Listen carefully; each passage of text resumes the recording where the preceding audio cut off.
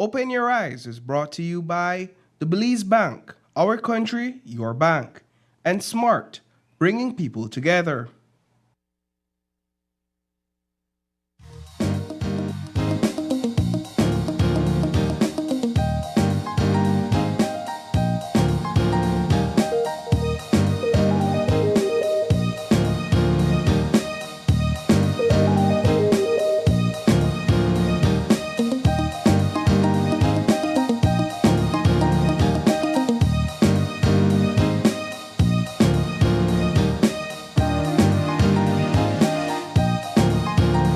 Live from Channel 5 studio in Belize City, it's Open Your Eyes, Start Your Morning Right with your hosts, Sabrina Daly and Paul Lopez.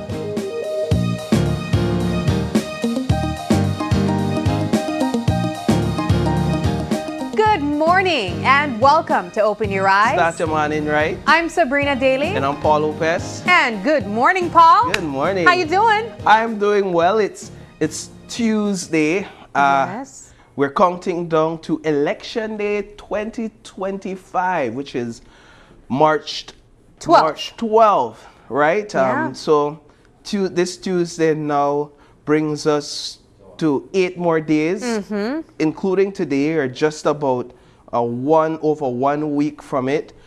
The time is flying by pretty quickly. I always reflect on the fact that we've been hearing about elections from late last year, and trying to think about it. Think about when will they call the election? When will they call the election?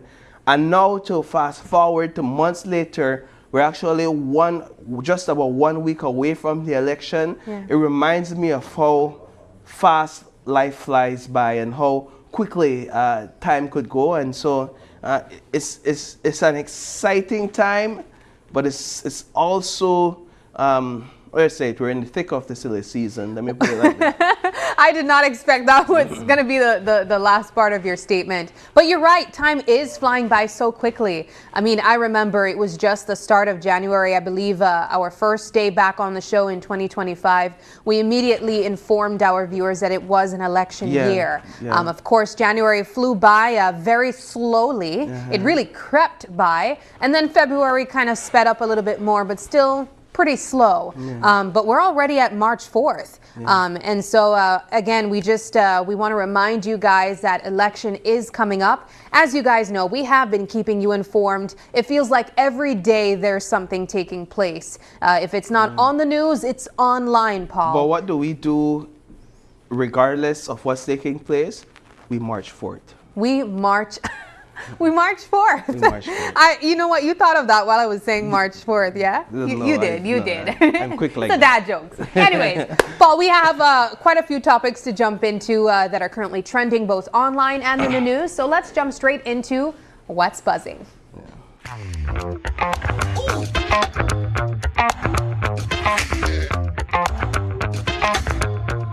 Alrighty, Paul, I know that there are quite a few topics, as we mentioned, trending on the news. I know that last night's newscast covered quite a few events that took place over the weekend, a few mishaps as well. But perhaps we could continue the conversation along the lines of politics that is taking place. I know online there is certainly a lot of campaigns taking place, a lot of campaign songs, and we've even been seeing the emergence of kind of like diss tracks. Yeah. So I have to address this in the most clear and empathetic manner as possible.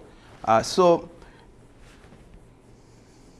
we are in the thick of the silly season, as you would put it, and campaigning season as well, right? It's synonymous.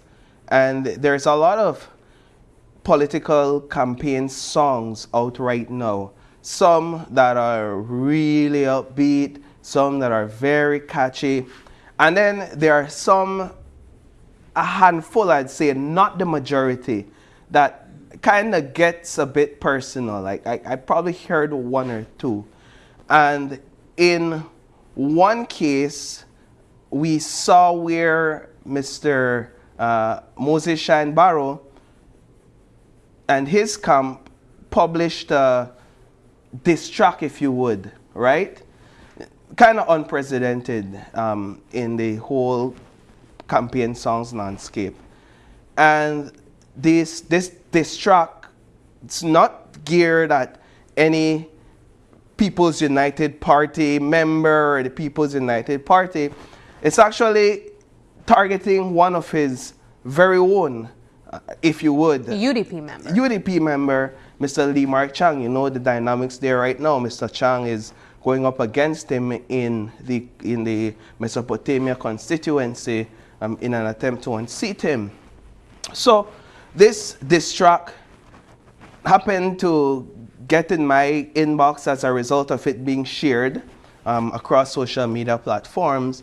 And me being an avid hip-hop lover, me being well invested in this Kendrick and Drake Lamar beef, right? Everybody, unless you live on the rock, you know what's happening there.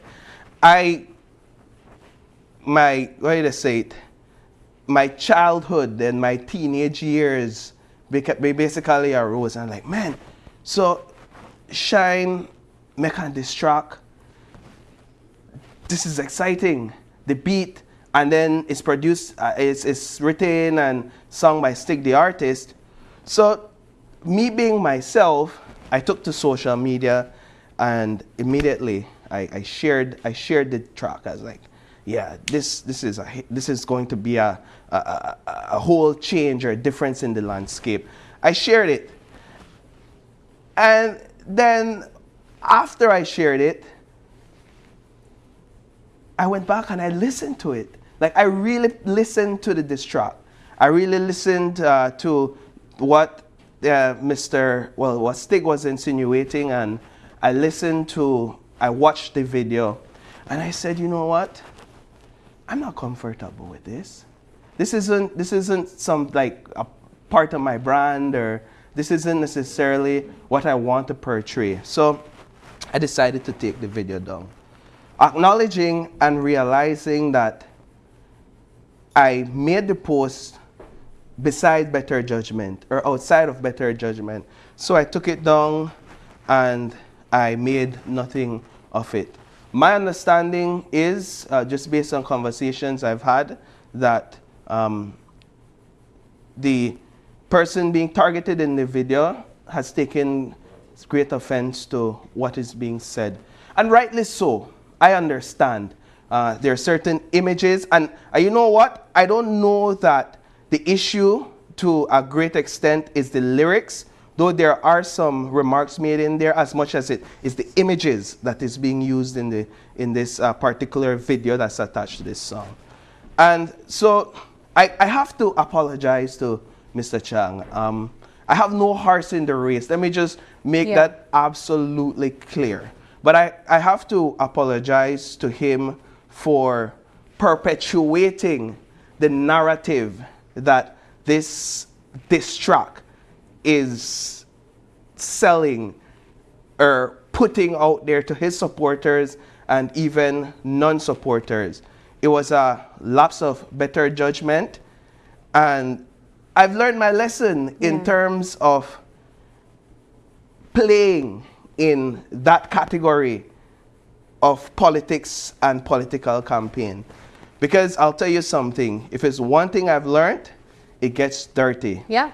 And it gets dirty really quick. And we're in the age of social media. And we're in the age of social media. No one forgets. They're going to bring it back around 5 years from now. I remember when the most exciting thing about a campaign song was seeing Super G. Hearing Super G, seeing him without his sunglasses. Or the Caliente girls, watching the Caliente girls dancing. Now we just heard, we heard Kareem Musa's Not Like Us cover. Right. Which is exciting. People are getting creative with campaigns. So definitely was a lapse of better judgment, and the offense wasn't intended. I'll just make that clear. The offense wasn't intended in no way, shape, or form. What I've realized is that there is a way to do politics, to do campaigning without the mudslinging. because like I said, the majority of the campaign songs out there are basically about the person selling him or herself and not necessarily targeting their opponent. And I think people appreciate that more than the mudslinging. People appreciate that more than getting in the dirt and getting dirty. And that is why when somebody will have on the show this morning, Ms. Catus made certain comments, how her remarks came off. It came off as personal, and it offended certain people, and offended a lot of people, because while we may be considered a society that likes bacchanal and that likes chaos, at the end of the day, we're also civil to a great extent, and we have a line that shouldn't be crossed. And so I think it can be done without all of that. And so I had to clarify that this morning and just put that out there as a young journalist and somebody in the field who's building a career. Lesson learned. Finally somebody said yesterday, bro, politics in this context is a devil's playing field. Listen, I don't want to sit with the devil. I don't even want to have a cup of coffee with the devil. So let the devil be, and let's push the positive during this campaign and this election. Well, let's find a positive. Is there any other campaign songs that you have taken to? Yes, I've taken to a lot of great songs. I think the Kareem Musa Not Like Us one doesn't get personal. Again, written by Stig and sung by Stig, the artist. That's a good one. Which is interesting, because I know a lot of people thought that when they heard Stig's voice on a Kareem Musa campaign song, they immediately thought that he was showing a side, you know, that he would have taken. But no, in fact, he's on both sides. Yeah. So, and then I actually enjoy Kaya Katus's song. She remixed Greatest Benova for your brother. Kaya will be there for you. You don't have to. Yeah, I like that one. I think Mama Trace. Yes. I heard that one yesterday for the first time. A couple, well, I think it was on nomination day that was premiered, but I really love that one too. That's another good one. Misha did what that's done on with Super G, right? It's a bit repetitive, but I like it as well. And then I'll put in my top 5, so that's 4. So I'll round off the top 5. You wouldn't believe who I have for the top 5. I actually have Mr. Danny Grijalva from UDP, Orange Walk, Central. Yes, he has a nice campaign track that I find very catchy, well produced. So that rounds off my top 5. I don't necessarily have a top 5. I have my 2 favorites.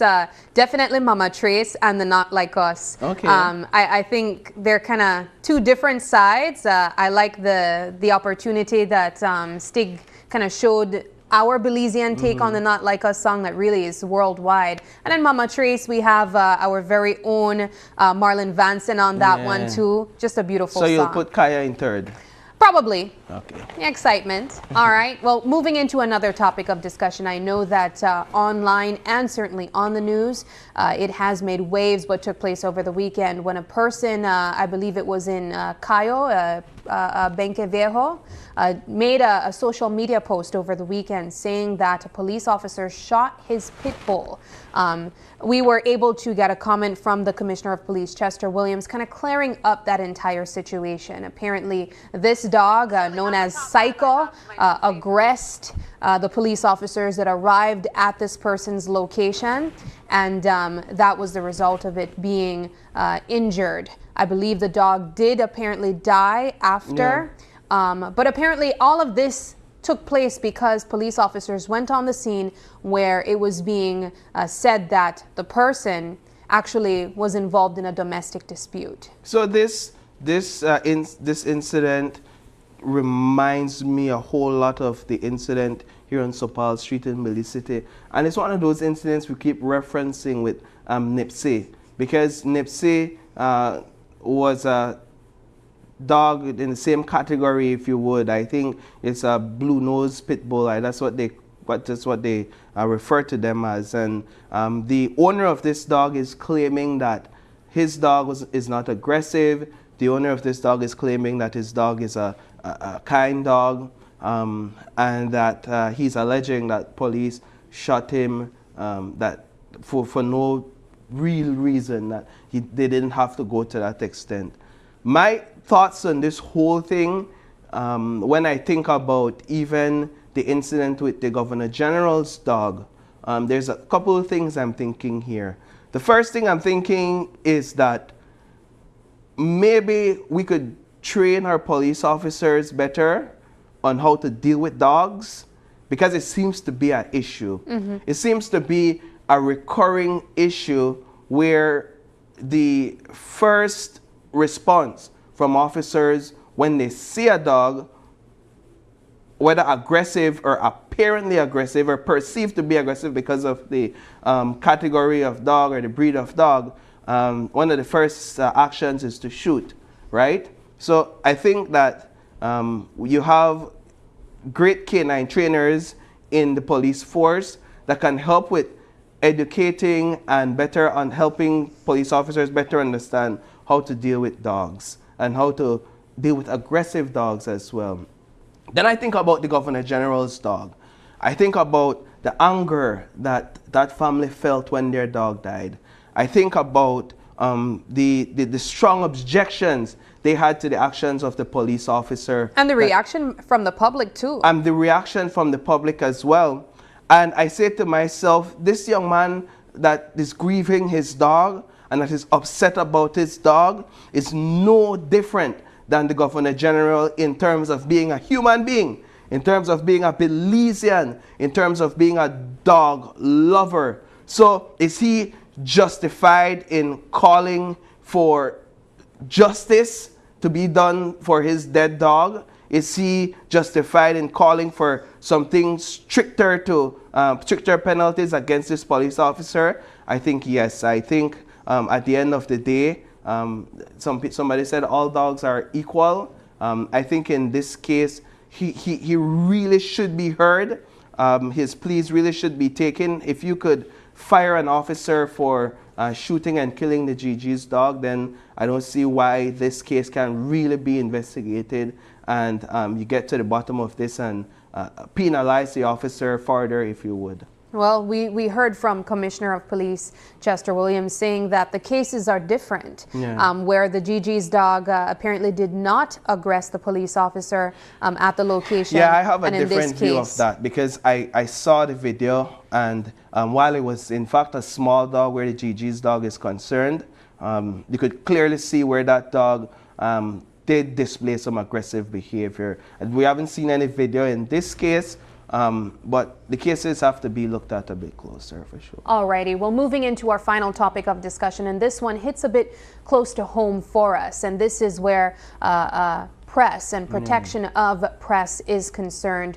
I believe it took place over the weekend where we got word that one of our very own journalists, not here from Channel 5, but still very much one of us, a colleague, was aggressed and assaulted by, in fact, a police as well. This is Louis L.J. Wade from Plus TV in Belmopan.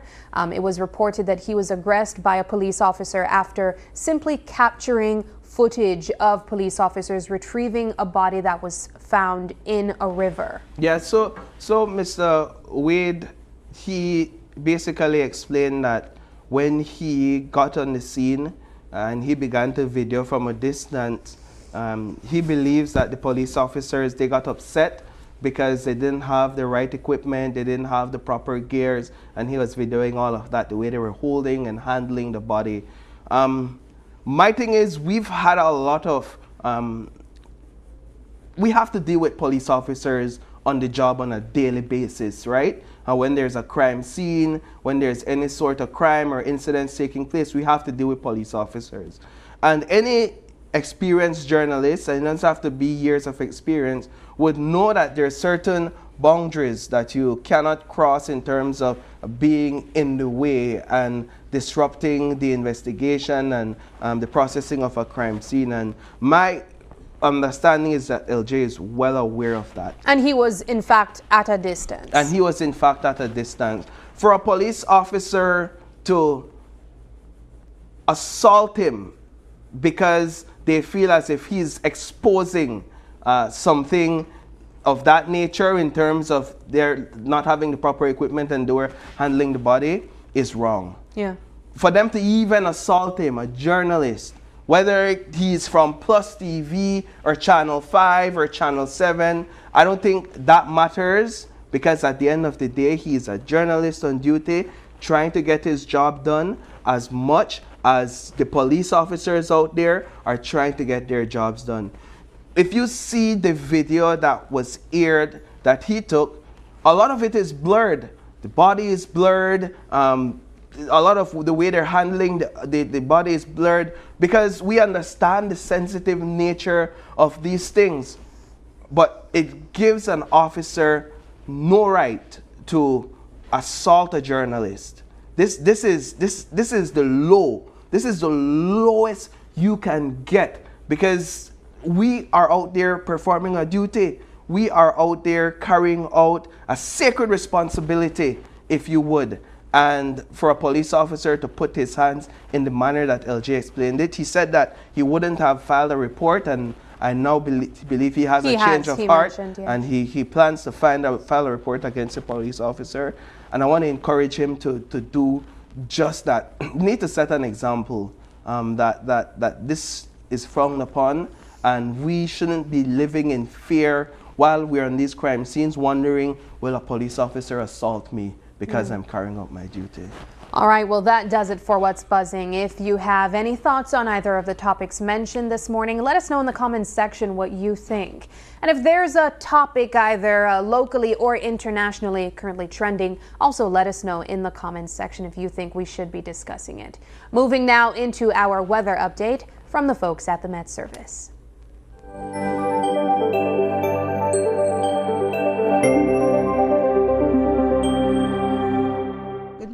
Fair and dry conditions prevail and will support sunny skies today and clear spells tonight. Little or no rain will develop. This trend will continue Wednesday and Wednesday night.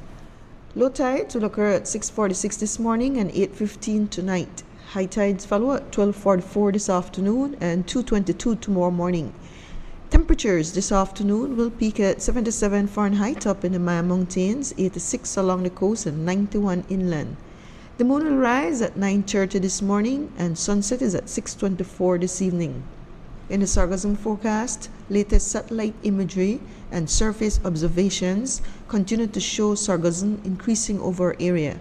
Moderate impacts are expected for the next few days. That's the latest from the Belize Weather Bureau. Do have a pleasant day. Alrighty, there you have it, your update from the folks at the Met Service. Moving now into our show lineup. As Paul mentioned, we will be continuing our Meet the Candidates coverage. In our first and second conversation, we'll be talking to representatives from Belize District constituencies of the People's United Party. And then in our third conversation, we'll be hearing from one of those third parties contesting this general election. We're talking about Belize Justice Movement and talking about how they're working to secure a place in the upcoming general elections, or more so how they're attempting to win the general election. Alrighty, we got to take a quick break though, but when we come back, we're going to be chatting with some representatives from Belize District constituencies coming from the People's United Party. Stay with us. We'll be right back.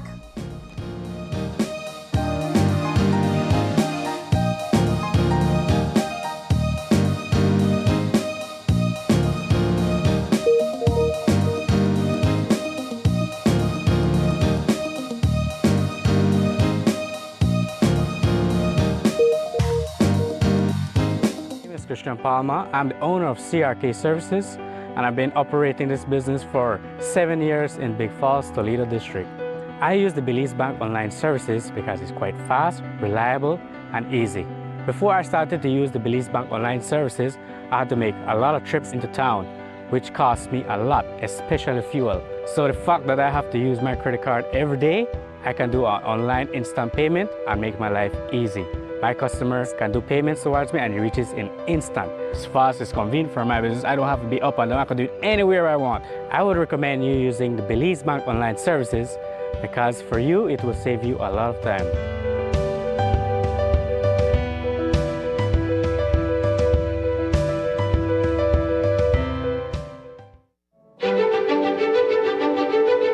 Technology is ubiquitous, and it's transforming how, when, and where we work. Fulltech Systems is placing award-winning devices in the hands of information workers, allowing them to work without compromise in a world without wires, to innovate, create, and to maximize productivity anytime, anywhere, satisfying the needs of the desk-centric remote and field worker and every other worker in between. We are providing the industry's best devices to businesses going through the process of digital transformation. Partner with us today to provide the solutions that will allow your employees to work effectively and efficiently to enhance your customers' experience.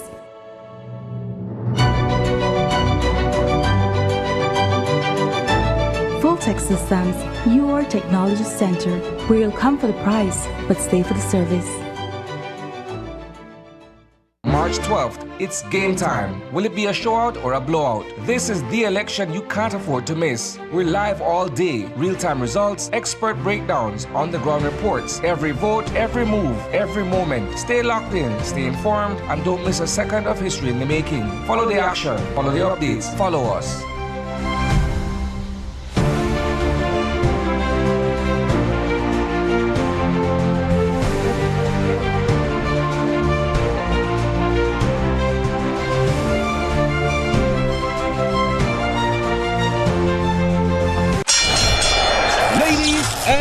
Gentlemen, this is what you've been waiting for.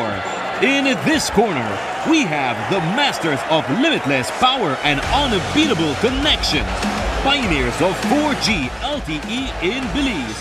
It's the undefeated champion, Smart. And in the other corner, struggling to keep up, it's the other guy. Fight!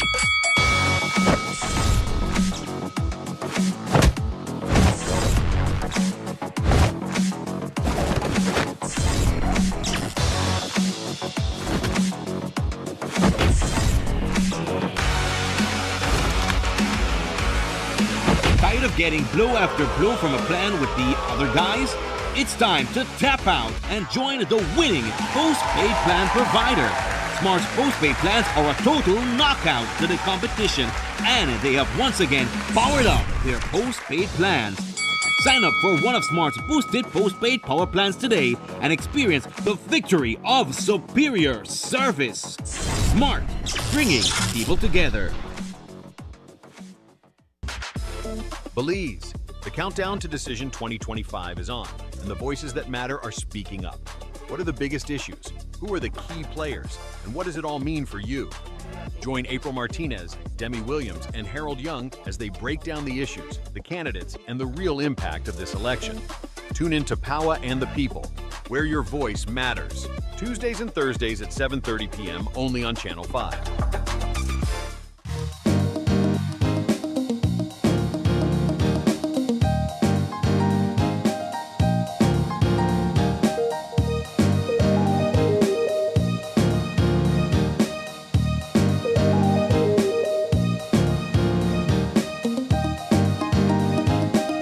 Welcome back to Open Your Eyes. This is our first conversation this morning, and as we mentioned before the break, we are chatting with some PUP representatives vying for constituencies in the Belize district. Joining us this morning is Kaya Katus. She is the Albert PUP candidate. Also with her in the middle is Devin Daly. He is the Collet PUP candidate. And in the hot seat beside me, representing my constituency, Belize Rural North, is Marconi Leal Jr., also a PUP candidate. Guys, thank you so much for joining us and welcome.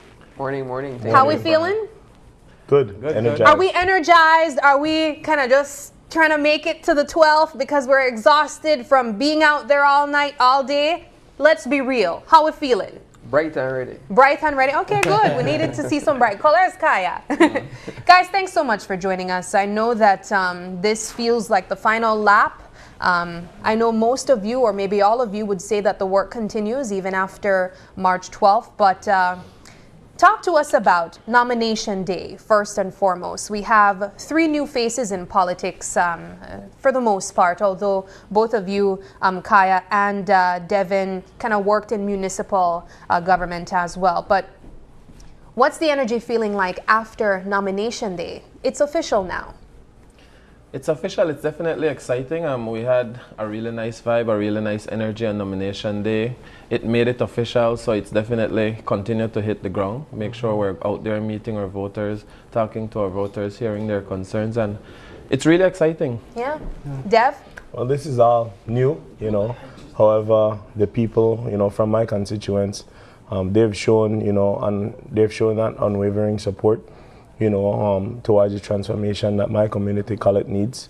And so they're really giving me the energy and pushing me even on days when, you know, the works get tough and you see all of the needs that the community, you know, has to get done. So energized. Kaya? It was energy and vibes and muscle on nomination day for us. The Albert constituency came out in numbers, and numbers that has probably not been seen before.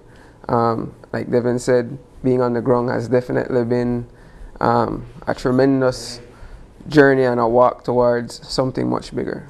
One of the things that we have done when discussing with most of the candidates that have come on the couch since you know, the announcement of election was ask about the origin story, the backstory as to why they became interested in politics in the first place. And as we mentioned, these are 3 young politicians really stepping in the big leagues for the first time. And so I have to pose this question to you guys now. Why politics? Well, I'll start. I was raised in a family of service. Both my parents were teachers. My dad has always been involved in politics, more at the community level because he always believed in serving his community. So he has served in the village council for 12 years. So growing up, I was always involved. I always saw the work that he was doing. I was always there supporting him from a very young age. And my parents are always involved in the church, whether it was the youth group or Sunday school teacher. So I was raised to serve. And then over the past few years, as my dad got in politics, I've been very involved. So I've been the chairman of his PUP executive. I've been working with his 25 villages. I got into government as a CEO. And I see the need to serve my country. And so I'm excited about the opportunity. And that's the reason why I said, you know what, this is the opportunity for me to serve my country more and to serve my 25 villages. With a potential of representing all 25 villages, what village are you from? I'm from Sandhill. Sandhill, all right. Devin? Well, for me, I am from the Collet constituency, born and raised in that constituency. And I now have a 4-year-old son. And after traveling across the world, you know, to the US and to Europe, playing professionally and, you know, getting my education abroad, I decided to move back to Belize about 8 years ago. And I was working at the Belize City Council, and, you know, I have a 4-year-old son. And I frequently take him back into that community so that, you know, he can develop those social skills with the youths from the community. And there was I remember it, you know, vividly. It was a Thursday evening, and I had an epiphany, you know. I felt like everything just froze in front of me. And, you know, I can't really say what I attribute that to, except God. And, you know, everything just seemed to be frozen. You know, it seemed like a community that was, you know, regressing. And so they were asking out for help. And that grew over my spirit, you know, for about 2 weeks. And once again, magically, you know, a conversation came up along with me and some, you know, senior PUP ministers. And, you know, the offer came up. And, you know, I was that convicted to serve the community, and I resigned from my job immediately and began trying, you know, to meet the people from the community that I don't know already. You know, I am no stranger to Collet. My family is a family of 10 in a household on Iguana Street Extension. The people know me, the people believe in me, and the people are happy to finally say that they have a representative who is from the community, you know, who they trust, and who they want to see represent them. Yeah. So all my life I've been an athlete, involved in sport, and at a very young age started to advocate for younger people and women in sport. That progressed to my job, my career as being a sport administrator and working with youths and doing that type of thing.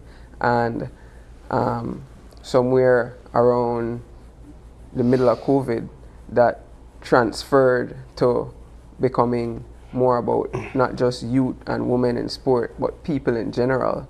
And I stepped into the political arena, local government level.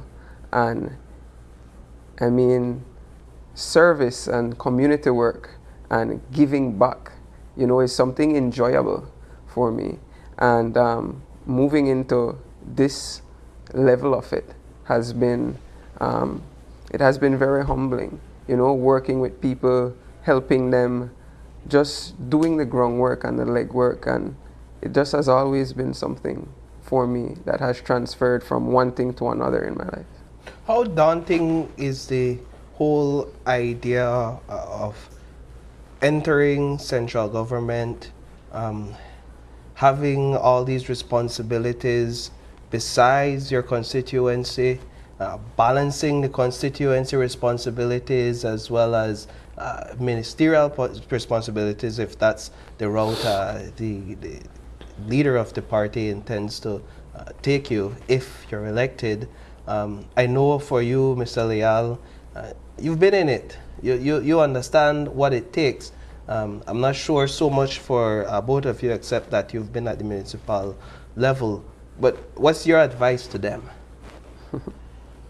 I think the government of today has put a structure in place that supports us. Being a CEO and understanding my dad over the past 4 years, the PUP has put a structure to support ministers, to develop their communities, to understand, and a good example would be land and Minister Curdell and how he has support with land clinics and the structure that he's put in place at the land department for things to start to move and move better. So it supports us in that way. The support that we're getting from the Ministry of Infrastructure in terms of developing our road networks. There's so much more to get done, but the support is there and the structure is there for us to start to accelerate going forward. And Plan Belize 2.0 speaks about that, the support that we will get as area representatives. And then from being involved in government, and if you would get a ministry, I think the opportunity is there for us to have a great impact, and we'll rise to the occasion and we'll take it up. Like I think Kaya and Devin did, were clear in terms of their passion for what it is that is next, and I'm sure that they're going to jump into it and put all that passion into the work that we know the country needs. We know, and whatever ministry it is, you'll have the support of CEOs, you'll have the support of directors, and there are people in government also who is passionate about what they're doing, and the support will be there to accelerate and transition what it is that we feel the need to. What's both of your philosophy on that? You're young politicians. We expect that you won't perpetuate or continue along certain paths that are heavily criticized, where we don't say we area rep until election time because they're so busy at the AC office and they drive their nice Hilux and Prado through the streets, right? Heavily tinted too. What's your philosophy on that as a young politician? Well, definitely we have to change that, you know. Where I'm from, you know, we don't necessarily have many youths getting this opportunity to serve, you know. So I'm already changing the game. You know, I'm the youngest standard bearer for PUP, the third one, you know. And I know, you know, I wear that well. However, I'm the tallest. And I believe literally. that... Yeah, literally. You know, however, I am relying on my level of networking, my organic level of networking, and my connectivity to my community, that they see me as one of them. You know, that's our slogan, Devin, I wanna we. But I really wanted to touch on what you had asked Marconi. The first time I had a meeting with the Prime Minister, one of the things he reiterated is that before you are a minister of anything, you are an area rep. You know, your job is to lobby for the people in your constituency and make sure that their needs and their concerns are first priority before anything else. You cannot serve a country before you serve the people who, you know, elected you. And so that's one of the things, that's one of the advices that I'm holding close to me, and making sure that every single day while we're canvassing the area, you know, as tired as the end of the day may be, if somebody calls you out and said, you know, hey, remember, hey, that's my job, you know, I am here to serve. And I think, you know, speaking specifically for my era, that's what the people are disappointed in. You know, the current or the past era rep, you know, who's going up again, you know, they don't feel that they're appreciated. They don't feel, you know, that they're heard. They don't feel that they have that connection. You know, there is no connection. There's just a history of, you know, of what has been done, but nothing for now. Yeah. Kaya, your thoughts on that? So, always juggling multiple things at a time, but fully dedicating yourself. Your career, being a cyclist, going to school, dealing with physical fitness programs. It has always been that way for me. So now stepping into this aspect of my life, serving people on different level, it has been pretty much the same thing, dedicating the time to the things you want to have time for. Many a times people would ask you, you know, how do you find the time in the day, you know, to do everything that you get done? And I always say, people find time for the things that they want to do.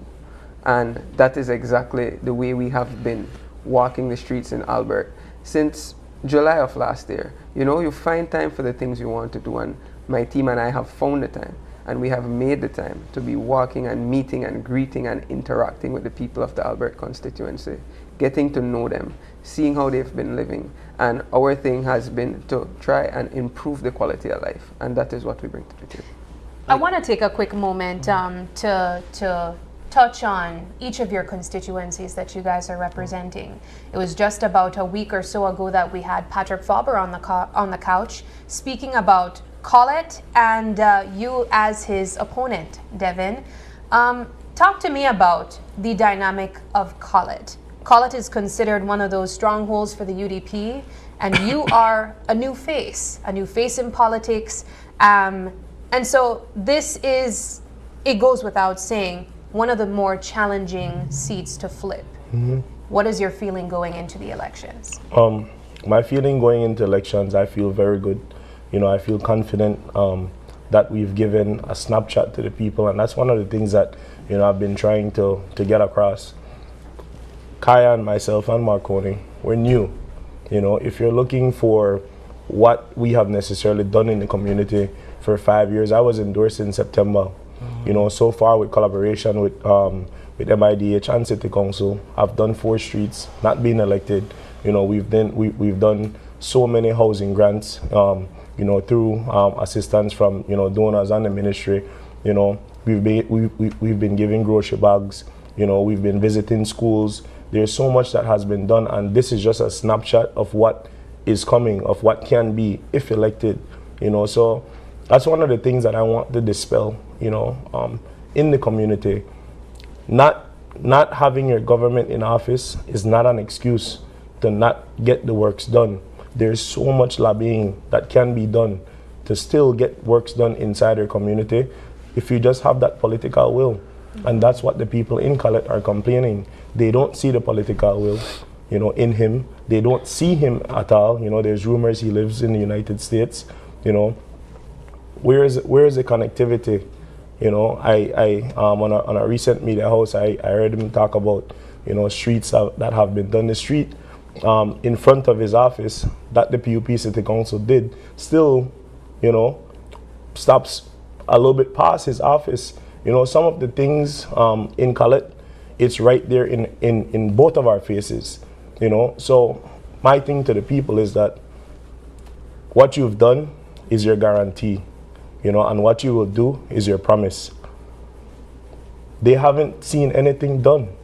There is no guarantee, so they don't believe in the promise, you know. So I have residents that I meet every single day, and they tell me, you know, I was a hard supporter, you know, of Patrick Faber. However, we haven't seen anything done. They're giving him a failing report card, and they don't want to see that be repeated for another 5 years, you know, especially with them knowing the trajectory of politics in our country at this time. Yeah. You know, I mean, I was honestly shocked when I saw your candidacy. I thought it was fake news, to be honest, because I know you from the basketball court. I know the contributions you've given there, and I never once imagined Devin Daly running for central government in Collet. Do you believe you've really been able to flip those UDP supporters in Collet? Of course. We have a demographic where 18 to 40 years old, we have around 1,300 voters. 40 to 60 years old, we have around 1,800 voters. And above 60, we have almost 600 voters. It's a mature constituency. And these are a lot of people who have seen me growing up, from walking to from going to Pine Street preschool, you know, in Collet still, on Pine Street. They have seen me walk from Iguana Extension all the way to St. Ignatius. And they've also seen me ride my bike to go to St. John's College. And they've seen me come back home to celebrate, you know, after I've received my degree from my studies abroad. So these are people who have watched me grow, and these are people who constantly interact with my family in the heart of Collet. So, you know, these people understand that I am one of them, and they're happy that I decided to step out, you know, of my norm and try to come back and serve the community. That's all I'm doing. Patrick Faber said that you come from a UDP family, Devin. What do you say to that? I mean, it just goes to show, you know, how some of these politicians brand households. One of my major things on my campaign is that I'm seeing people, I'm not seeing party, you know. So you could have one UDP flag per house, you could have one PUP flag per house, or you could have one, you know, third party flag per house. At the end of the day, we can't negate the fact that your street needs to be fixed. We can't negate the fact that your house needs some repairs. So, you know, what are we saying exactly? And my message to him is that I want you, you know, to maybe put a camera in that room and see what that family will vote come election day. I guarantee you it will not be UDP. I like that challenge. Kaya, let's jump over to you and Albert's constituency. Let's talk a bit about the traction that you've built in that constituency, the grounds that you've been able to gain. And do you think that you, Devin, and these younger candidates have an upper hand? They have an advantage because, one, you had a central government, it's still in essence, that is PUP, and majority government, People's United Party members, and the resources are there versus the United Democratic Party that is in disarray. I'm asking if you believe you have the upper hand and the advantage because of all these resources available to you. I think it is a known fact that the People's United Party will win the next general election across the country. And the people of Albert know that putting a PUP era representative in the constituency will mean that you will have a representative who will be able to lobby with their government, who will be able to sit in the rooms with the ministers and ask them for the things that the people need. I mean, apart from that and just having your government there, it's about looking at your candidate and knowing what they can do. Like Devin alluded to earlier, we have been working in our constituency and giving them a snapshot of what we plan to do if elected, and it has been way more than has been done in the last 5-10 years in these constituencies. You're going up against Mama Trace. She has a stronghold in that constituency, and attempts have been made at unseating her, albeit unsuccessful. For you, what made you decide that this is the constituency I want to run in, and talk a bit about how you've been able to flip those votes towards your support and the People's United Party support. So coming from local government, I've been able to see all the 10 constituencies within Belize City and be able to see how the people in these constituencies have been living. And zoning in on the Albert constituency, seeing the deplorable conditions in which these people have been living, and asking myself, how are they supporting someone that has not been able to do for them over the past how much ever years? And starting to walk in the area, talking to the people, getting to know them. And I think this has been our biggest thing for Devin and I, being on the ground, walking into these homes and building that relationship with these people and showing them that, hey, you have been comfortable for a while, but look, these things have not been done. Remind them of what you are supposed to do, you know, as an area representative, and show them that, look, if you give us the opportunity to serve, this is what we will be able to do. This is what we have started, this is what we're doing, and this is what we'll continue to do, improving the quality of life for you, for your children, and for the future generations of the constituency. But let's be real, Kaya. Deplorable conditions have been, this has existed under both parties, and some would argue that it will continue to exist. What makes you different? Why would you vote for continuing to live in deplorable conditions? That's a real question that I want to ask you, Paul. How could you sit in your home and it's raining outside and you're getting wet inside and you will continue to vote for that? That's not being comfortable, that's not being happy, that's not being at peace. Imagine you work at a call center, right? And you go to work every day and you sit in an AC room, you know, you're in a comfortable environment, and then at the end of the day, you go home to a house that is half breaking down. Like I said, it's raining outside and you're getting wet in your bed. They can see straight through your walls. You and your children aren't safe, aren't secure, aren't happy. How could you continue to vote for something like that? Marconi, I want to take the conversation over to you now. As you mentioned, you are the standard bearer for Belize Rural North, which encompasses up to 25 villages. I think it's safe to say that rural communities differ a bit from urban communities. Nonetheless, we still want the same things. We want access to land, we want quality health care, and we want to live a decent life. Talk to us about what the needs are coming from these 25 villages that you have been meeting with so far. Yeah, so I could definitely say that the number one need is the road network. The bridges that we have across the constituency, and that is always pronounced when there's a hurricane or there's flooding in terms of the network that is needed. So the number one need is road, and I think over the past 4 years, and people would say every time I'm campaigning right now, they were lucky to have my dad as their standard bearer because things that they've been asking for years were delivered. And when I say that, I refer to the 3 miles of Crooked Tree that was paved. I refer to the 10 miles of Lucky Strike to Mascal that is currently being hot mixed. And the Barrel Boom main that serves the entire river valley, the riverside of the Barrel Boom, that was not only paved, but it was actually cemented because of the climate change potential impact in the years to come. And the entire Barrel Boom main, and people will know it as the area where the horse track is, where we go on the 26th of December for horse racing. Yes. So the main network of our roads have been addressed, but there's still so much more to get done in terms of the network within these villages and the potential impact that it has to these villagers. Across our 25 villages, a big thing is livestock and these cattle farmers across the constituency. And then there's also agriculture. And so there's still a lot more to get done to support these sectors in terms of livestock and agriculture. So that is definitely the primary challenge. And not only that, also for residential customers and Maxboro, which is a large community, fresh pan, and those roads and the network of roads, not only in terms of paving, but also drainage. That's one of the big things that residents have been asking for, and one of the things that I'm going to focus on in the next 5 years. Then there's also education in rural communities, it's a challenge for them to travel to Belize to go to school.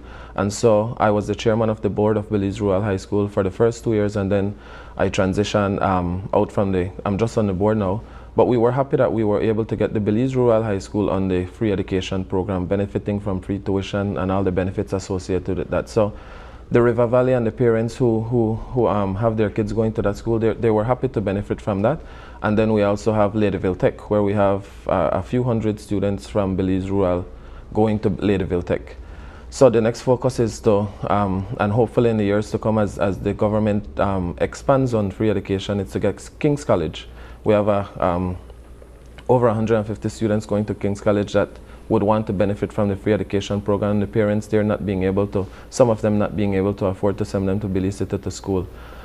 In addition to that, NHI rollout. It was approved to roll out in Belize Rural, so one of the things is to ensure that all these villagers understand the benefits associated with it and sign up for it and know where they can access these services and what are the services that they can access. Outside of that, it's to boost how do we boost our tourism product that we have in Belize Rural North. We have Alton Ha, and we have a lot of entrepreneurs that benefit from that product being Alton Ha. How do we support them to develop the products that they have? One of the things that we're working on right now, because we're hot mixing from Lucky Strike to Mescal, it's how do we open Bomba. Bomba is a small community where there's a high, once upon a time there was a high tourism product there. But how do we open, and we know, most people don't know, but the closest point from San Pedro to mainland is Bomba. And so of recently we've been working with BTB to develop that product. We need to dredge it, we need to do different things, but it's going to support a lot of community on the old Northern Highway. We're talking about St. Anne, Santana, Corosalito, Lucky Strike, Boston. And so tourism is one of the things that I'm also going to be focusing on. And then I could talk so much more about tourism in terms of the Baboon Sanctuary, Ainha, and how do we develop the Creole product and the heritage that we have in terms of the River Valley. And so there will be focus there also. One of the more recent concerns coming out of the River Valley has been the crime situation. We've highlighted multiple reports where there's even been seeming formation of gangs coming from these rural communities. Is this a concern to you? Right, definitely. I've been a part of the mediation sessions as much as I could. We're aware of the challenges. We've tried to support, from a citizen security standpoint, it's supporting the police. I think last year we donated 3 motorcycles to see how we can accelerate the patrols in the different areas.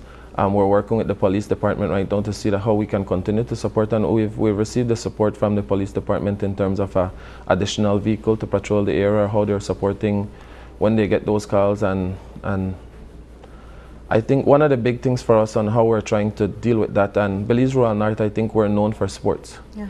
And getting our youths in positive activities is one of the main things, which is why we have our annual football tournament, we have our annual softball tournament, we support cricket on an annual basis, where we recently started our annual volleyball tournament and basketball tournament, and it's across our entire constituency.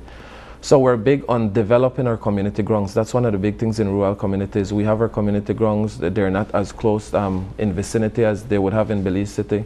So we're big on developing our community grounds, and I think for people that have been in Sandhill, we have somewhat of a blueprint of what we want to do in our other villages. And we've started that in Barrel Boom. We moved next to Crooked Tree and Mescal. And as we go along, we start developing our community grounds because we want to get our youths in positive activities. And that is one of the things that I think will support us with that citizen security that we definitely need and is a challenge in the River Valley. We're quickly running out of time, and there's so much more I have to ask, but I'll just throw out this one last one because you brought it up and I was thinking about it. You all are athletes in your own right. You know, you're heavy into the softball thing, basketball, cycling, and whatever else you play, kayak. I know you're multi-talented. But where sports is concerned and investment in sports in Belize, we'll all agree that it's been lacking.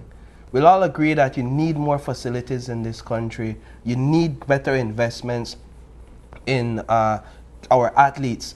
I know Mr. Barrow and his camp, they recently launched their manifesto, and they promised to put all athletes, national athletes, on full salary. I don't know how practical that is, but what's your commitment to sports, both of you, if elected? So the first interview I had in my constituency was on the Iguana Street basketball court. That has been a foundation for many youths and myself in the Collet constituency, right? We had steel sticking up, you know, from out of the ground for that basketball court. And, you know, rims were hanging down.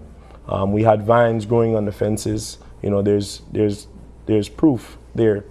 We've retrofitted that court, you know, to raise the floor, change the rims, you know, and also install lights. And that has been a safe space since November for the kids from that community and the youths from that community. But you know what our youths need is the same opportunity that I got, a chance for them to get some level of exposure. I was a regular youth from Collet playing basketball that got an opportunity to play in front of U.S. college coaches, and immediately they saw my talent and gave me a 4-year scholarship. I did not get any educational assistance from, you know, Yeah. you know. That may get used against you already. Exactly, that may get thrown in my face. That's like way to do to other people, you know. But the exposure is what I think our youths and our athletes need. Belizeans are full of all of the tools and the talents that they need to get to the next level. They just need the chance and the opportunity to get that exposure. And I promise you, when you get one athlete and when you get one youth out and exposed on that platform, they will then become a beacon for the person who initiated that, and then that will be the domino effect. That is what I think we need. Kaya, quickly, your thoughts on it. I want to hear your thoughts, but let's make it brief. So sport has been something for me that has transformed my life. Sport has been the vehicle that has taken me across the world. I have been to countries that I probably never would have been able to go had it not been for sports. So I see the direct impact that sport can have on a person's life. And I definitely bring all of this with me to the Albert constituency. Walking through Wagner's Lane, our first time through, we saw, you know, we met a lot of the people. Kids were sitting on their verandas, you know, coming home from school. Now you walk through Wagner's Lane and you actually see kids playing, because we've taken an abandoned lot and we've turned it into a community space and put a basketball court. And we have plans to put a mini football field to the back of that. But it's just creating spaces and giving children the opportunity to play. And in that, they develop the skill and the natural talent that they have to be great athletes. And this will definitely, you know, bring them out of whatever they're in. And like I said, sport is a vehicle, it's a tool that can transform lives from being one thing to being something great. Excellent. All right. Well, with that, we want to thank you all so much for joining us on set this morning. This was an excellent conversation. We do have more of your colleagues joining us, so we have to rotate really quickly. But thank you both all so much for joining us this morning. Thank you. Thank you for having us. Sure. And we take a quick break now, but when we come back, the conversation continues. We'll be meeting more candidates vying for constituencies in Belize District. Stay with us. I'll be right back.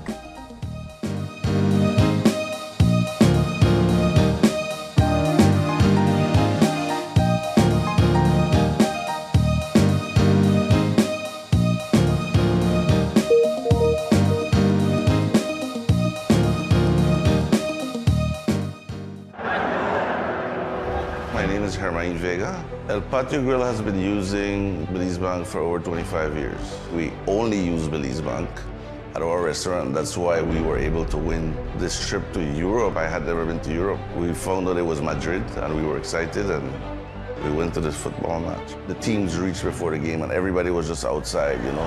You can't explain, the noise just roared like 3 blocks down the street, but when you got in there and you saw 70,000 people in there, that was amazing. I couldn't believe it was happening. I had to pinch myself to make sure it was real, you know, because it's a one-in-a-lifetime experience, I'd say.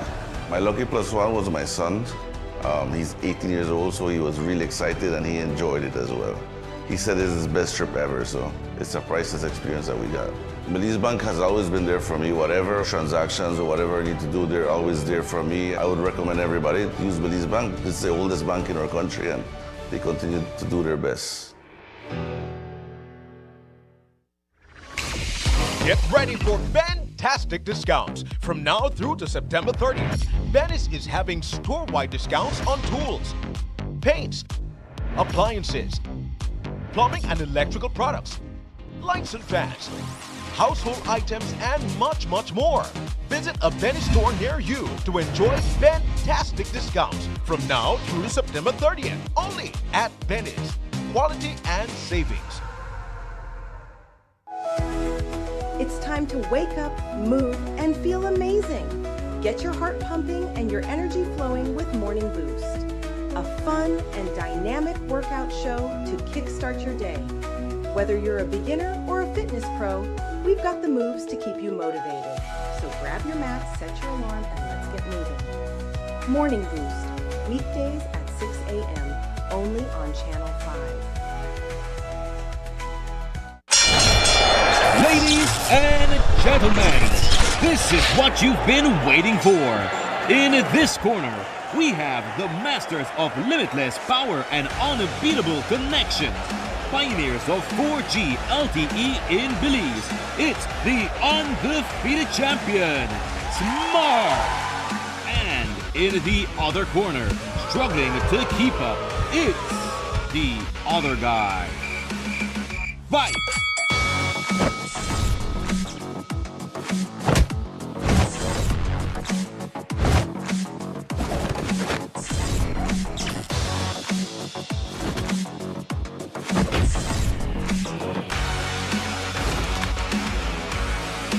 Tired of getting blow after blow from a plan with the other guys? It's time to tap out and join the winning postpaid plan provider. Smart's postpaid plans are a total knockout to the competition, and they have once again powered up their postpaid plans. Sign up for one of Smart's boosted postpaid power plans today and experience the victory of superior service. Smart, bringing people together. This is my first time here. Hopefully it's my last. My dear friends, here we are, all in our true colors.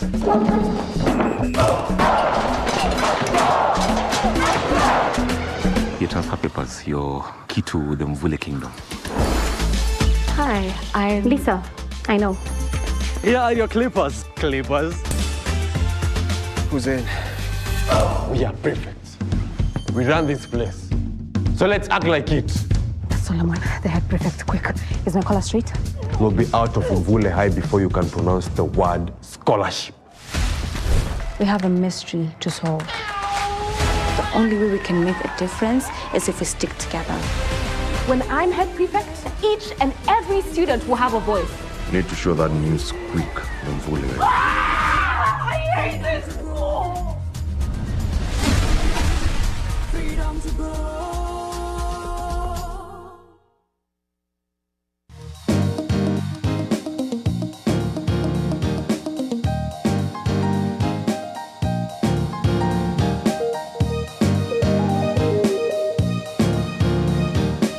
Welcome back. This is our second conversation for this morning. We have during us on set no strangers to politics and to government here in Belize. We have Miss Dolores Balaramas Garcia, who's PUP Standard Bearer for Belize Rural Central, as well as Mr. Karim Musa, who's a PUP Standard Bearer. Sorry, the representative thing don't necessarily happen right now.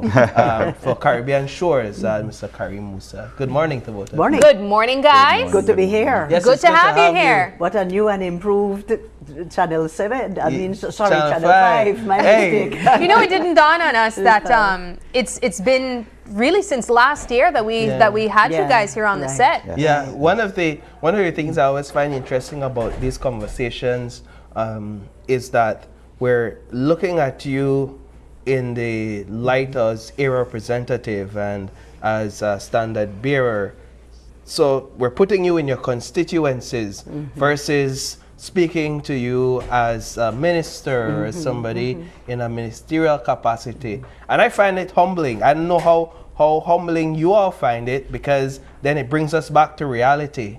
That the main reason you even have those posts is because of this right here. It's because you're area representatives and you're elected by a constituency.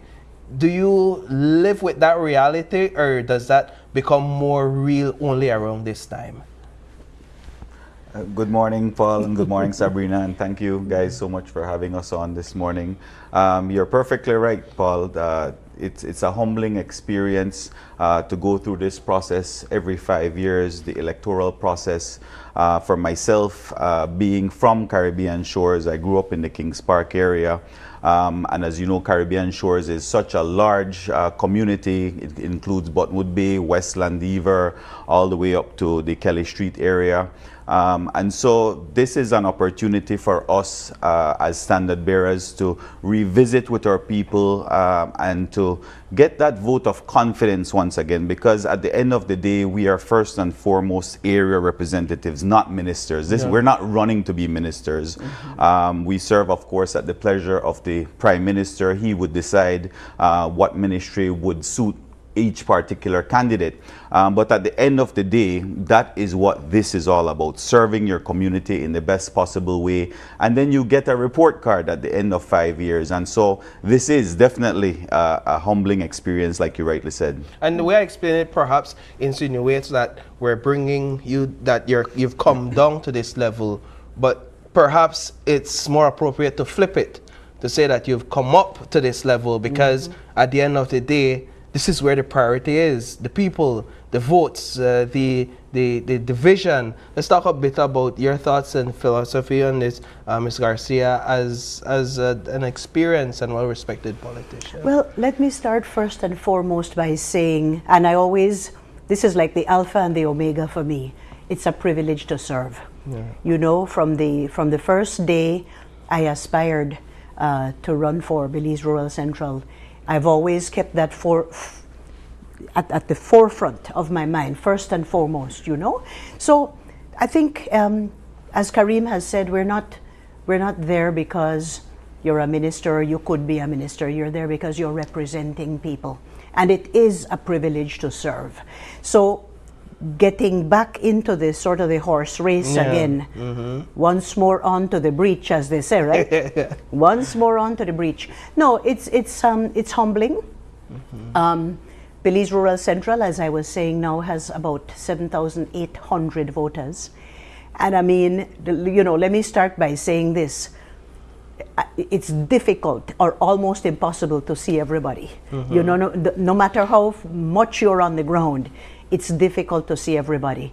And we're getting good reports. Our campaigners are out in full force, all the way from Gales Point, all the way up to Mahogany Heights, down to Lord's Bank. We're really out in full force right now. And we were getting mostly good reports, but some people are saying, Mr. Dolores, ne vote as they say, if they don't see you, they don't vote, you know. And it's difficult. It's difficult because not only the size of the constituency and how it is spread out, but also the fact that there is no way you're going to meet people in Los Lagos at 3 o'clock in the afternoon. I mean, I wouldn't want to call Los Lagos a bedroom community, but people go to work 6:30 in the morning, 7, and don't get back till 7 at night. 7:30 sometimes, you know. So those are some of the realities of trying to reach out to people at a time like this. But I do say, because it is a privilege to serve, that we continue to do so to the best that we can. One of the ways I oftentimes view campaigners, they're like disciples, carrying the good news or the bad news, if you would, depending on who you're talking to. What's the message that you've given the campaigners that work under you to carry for this general election to voters? Stay on track. Stay on track. I mean, you can't go wrong. Right on track. In other words, it has been a tough 4 years and couple months, you know, and really I'm thinking in particular now about the Lord's Bank area. we have had 2 major floods in 4 years. 2 major floods in 4 years. We've had to get Nemo in there. We've had to get in there. Sometimes with them, we have to take some little skiffs and canoes because of the river coming up, Baka Bintan Bank, Baka, all the way up to the Lord's Bank area. And so it hasn't been absolutely easy.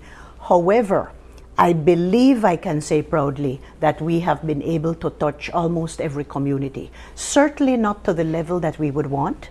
And again, we have done our best in terms of the drainage and the fixing of roads, etc. Our latest big project was up in Mahogany Heights. We've been able to touch almost every community, even in Gales Point.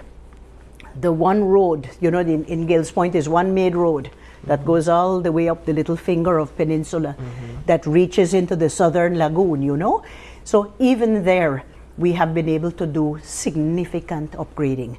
Again, not perfect, because when you use river gravel to fix a particular street, it's not going to be the smoothest, but there has been significant upgrading because there was mud holes and clay, and the people were, sometimes the kids were walking to the community center in a lot of difficult area, And by the way, I want to say the next big project for Gales Point is the reopening of the refurbished primary school and a brand new preschool. We're really looking forward to that. I remember it hasn't happened yet, but we're so looking forward to that. I was there for the groundbreaking ceremony. Yes.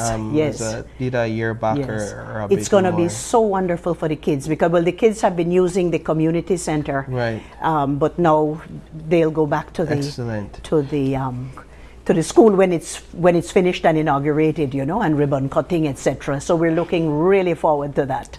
We just had 2 young politicians on set with us. Oh, we have 2 younger ones now. Oh, boy. Now we have 2 seasoned politicians. Prefer that word, Sabrina, over older, because Paul in the break said older. I got you.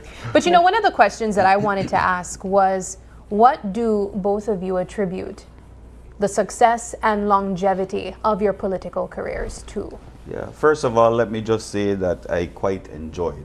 We were in the back listening to the 3 Did it remind you of you guys in your earlier years? 10 years ago, time has flown by. When I was back then in 2015, the youngest politician for the People's United Party. Wow. And seeing them and seeing the level of passion that they have for their community, it certainly takes me back, but at the same time, it reinvigorates me as an experienced politician to see the fresh faces, the fresh ideas, and the passion, like I said, and certainly that uplifts us, older members of the party, for the brighter future that stands for Belize. And certainly looking forward, we have seen, I had the opportunities to serve not just in opposition for the first 5 years, but also in government. And for me, as an area representative in Caribbean shores, it's all about building community, not just physically, but metaphorically as well. You see the macro picture in terms of getting land for the first-time landowners, getting homes for those who need it the most. And I think that has been the most rewarding and uplifting feeling, handing over those homes to Frederick Kelly and his wife on Kelly Street, Miss Jenny Blease, all of these individuals who, they started to cry when they got their homes, and to know that this is the path that we are on. Like Honorable Dolores said, we're right on track, and there's so many positives we can outline, from the lowest unemployment rate, the raising of the minimum wage. We're doing everything to battle the cost of living that is truly afflicting the world, raising the threshold for the income tax to $29,000, going after those grocers who are price gouging. So there's a lot that we've been doing. We're just running really on our track record. And I think building community, like I said, whenever I drive along the coast, because I do live, I do represent a coastal community. And when I drive from BTL Park to Dolphin Park to Buttonwood Bay Park on Seashore Drive and see families once again coming out to the parks that were all run down, but we've repaired them.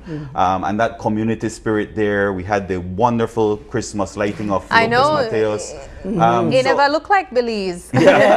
So for us, it really is, my team and I are just so reinvigorated by this positive energy that's coming from the community. How much solace do you take in the fact that your opponents, they're in a disarray, if you would? You know, I think it's a reflection of leadership within the party.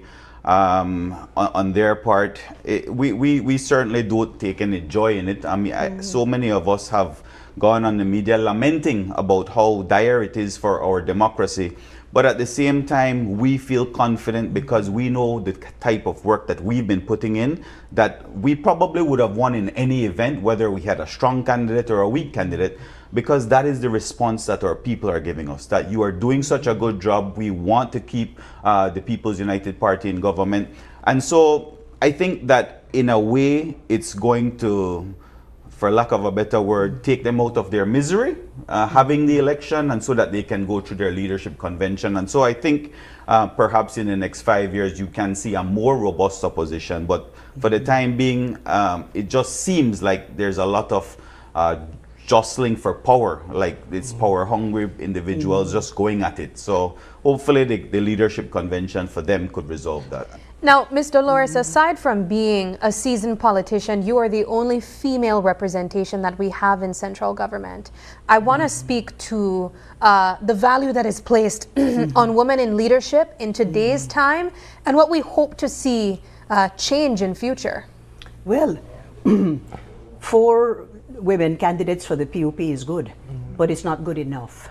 You know, I think I just recorded our Women's Month message, and we have to accelerate change. That was one of the themes, you know.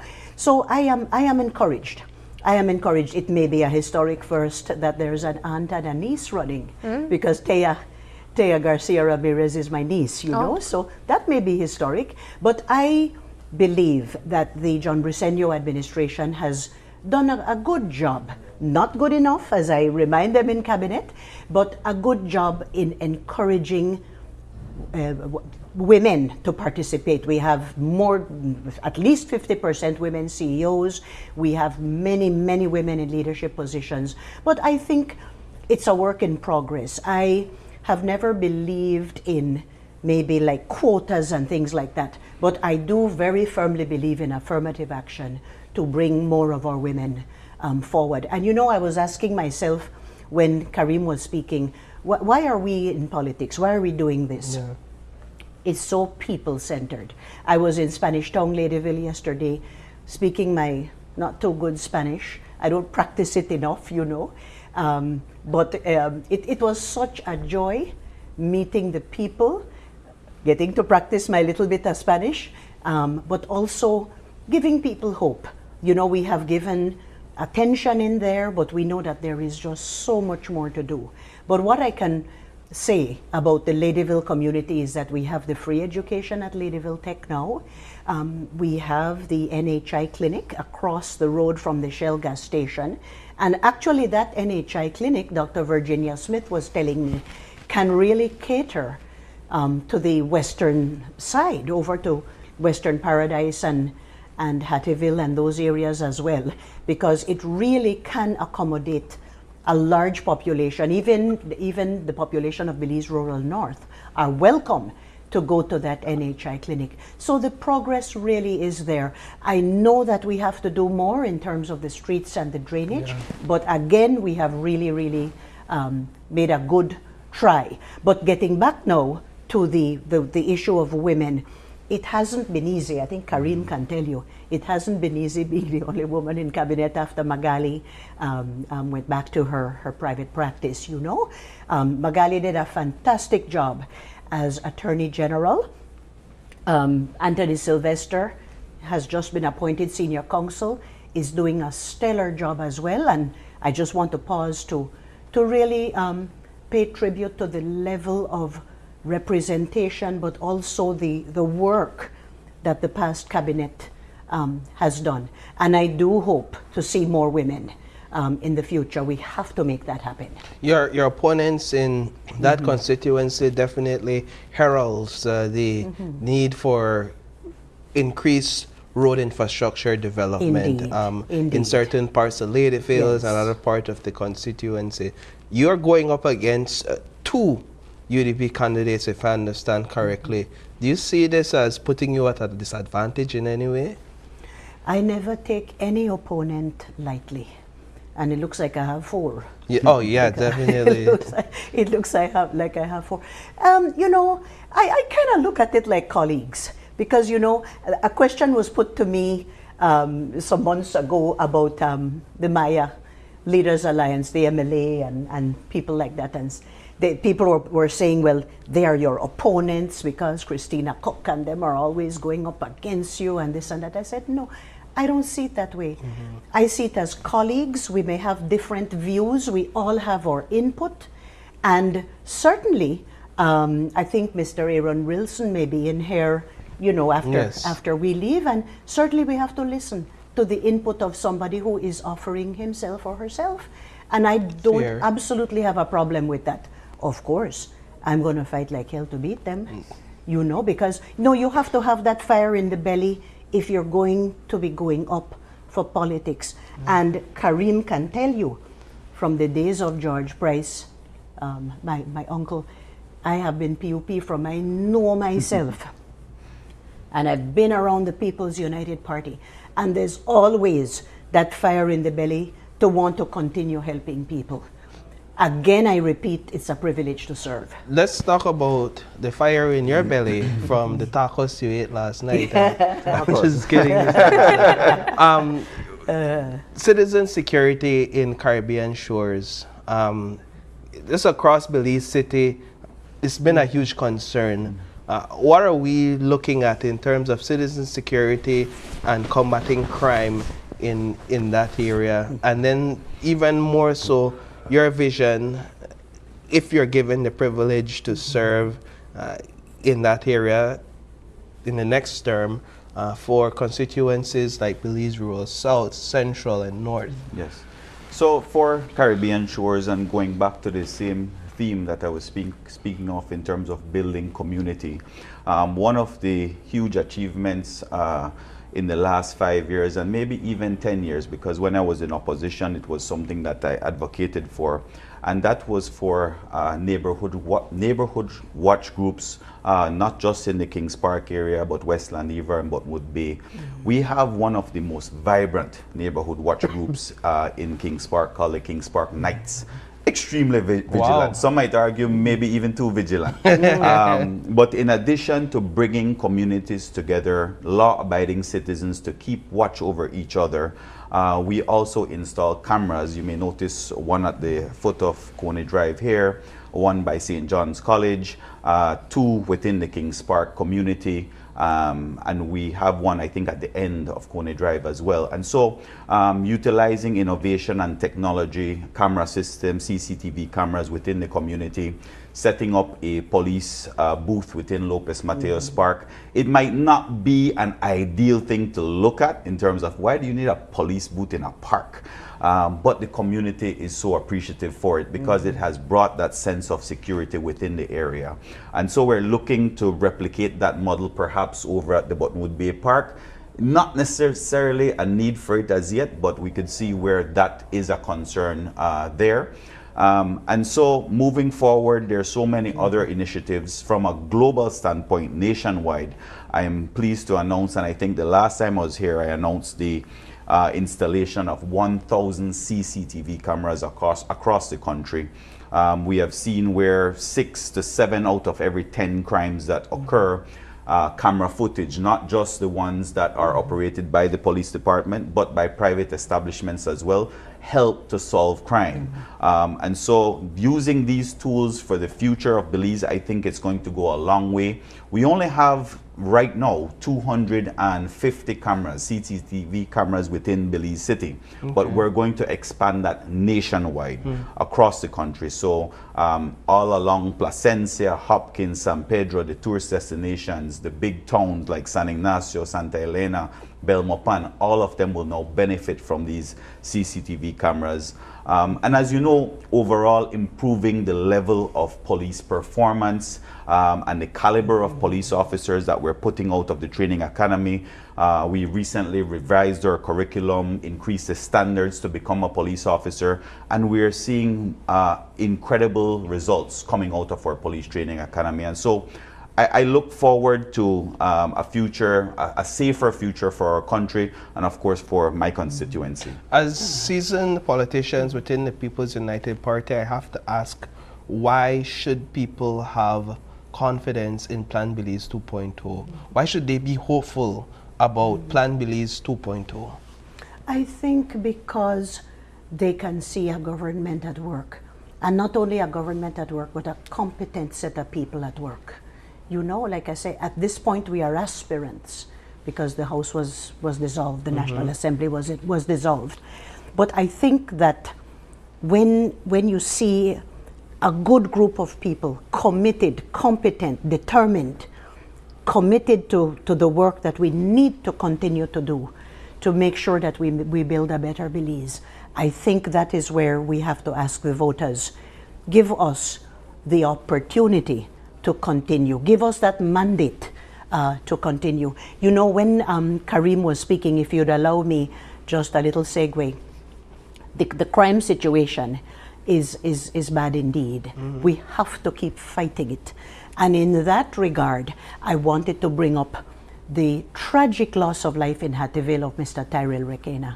I believe it may have been a case of mistaken identity because of gang warfare, and I shouldn't even call it that, no, but the outpouring of grief and sympathy at the death of Tyrell was, I've never seen a huge funeral in Hattieville, which I as area rep, of course, attended, you know, and some months ago, I started this park in the Hattieville area. Actually, my dream is a technical high school in Hattieville, you know. But we looked at the space and we said, let's start a park, you know. And Mr. F.D. Williams and his company started putting the filling, doing the drainage all around and everything.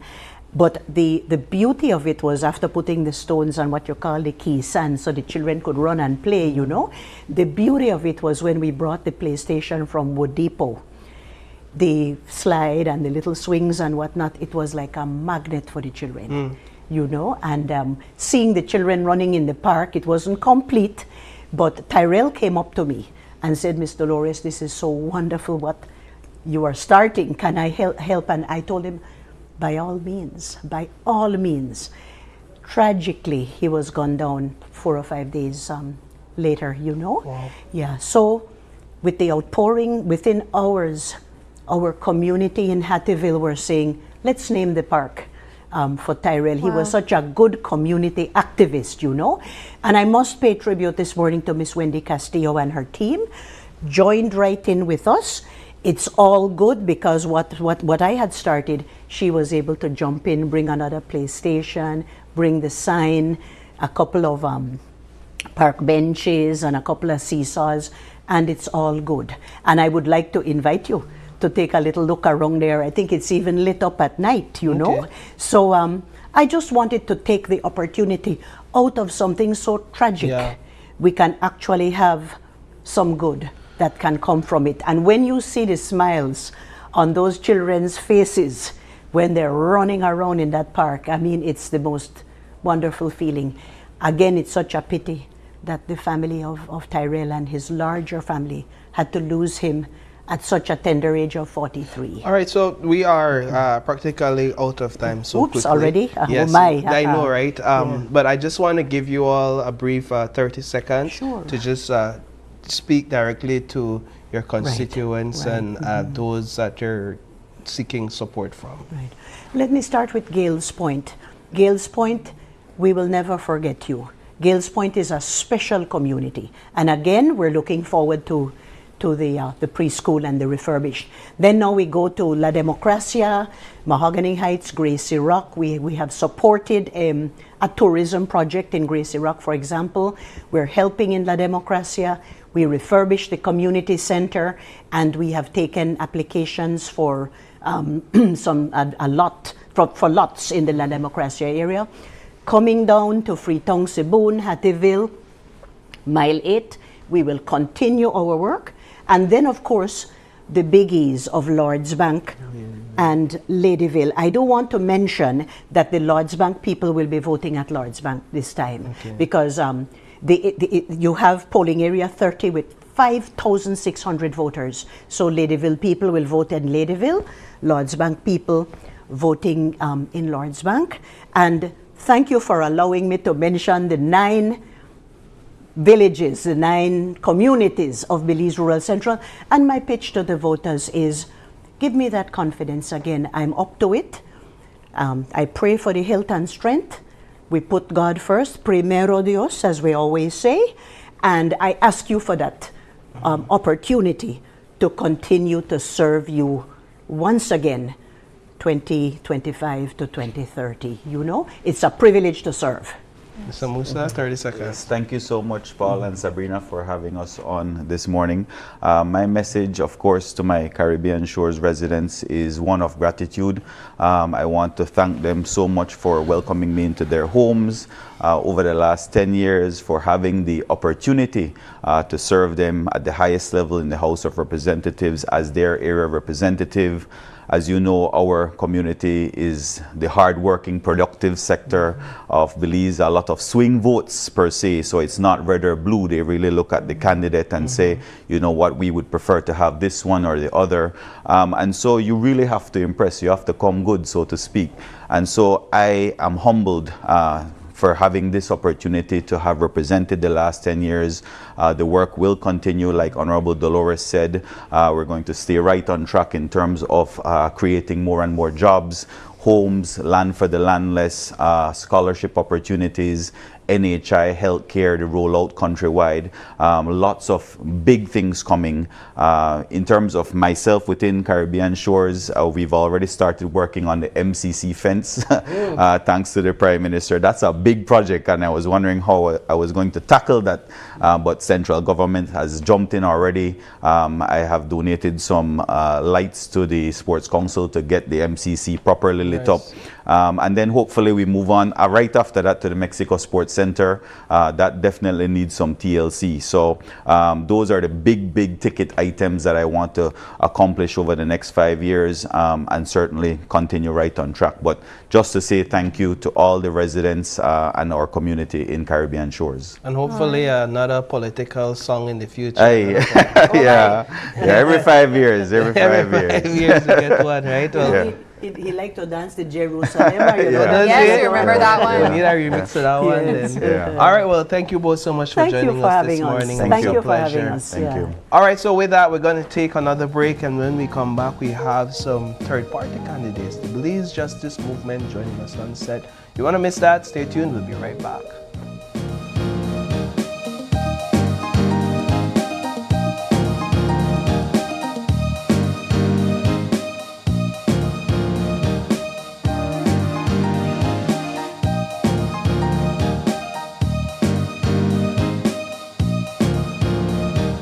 My name is Christian Palmer. I'm the owner of CRK Services, and I've been operating this business for 7 years in Big Falls, Toledo District. I use the Belize Bank online services because it's quite fast, reliable, and easy. Before I started to use the Belize Bank online services, I had to make a lot of trips into town, which cost me a lot, especially fuel. So the fact that I have to use my credit card every day, I can do an online instant payment and make my life easy. My customers can do payments towards me and it reaches in instant. As fast as convenient for my business, I don't have to be up and down. I can do it anywhere I want. I would recommend you using the Belize Bank online services because for you, it will save you a lot of time.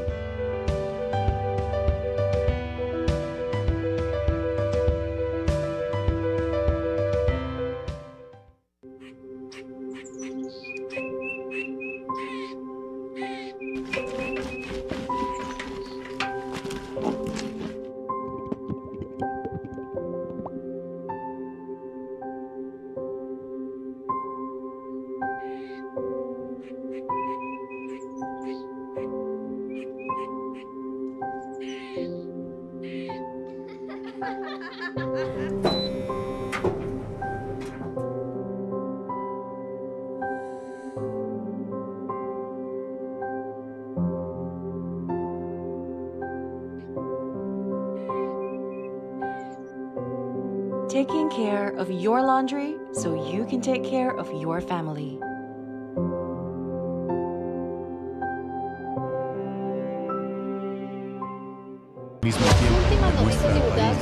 Veracidad, imparcialidad.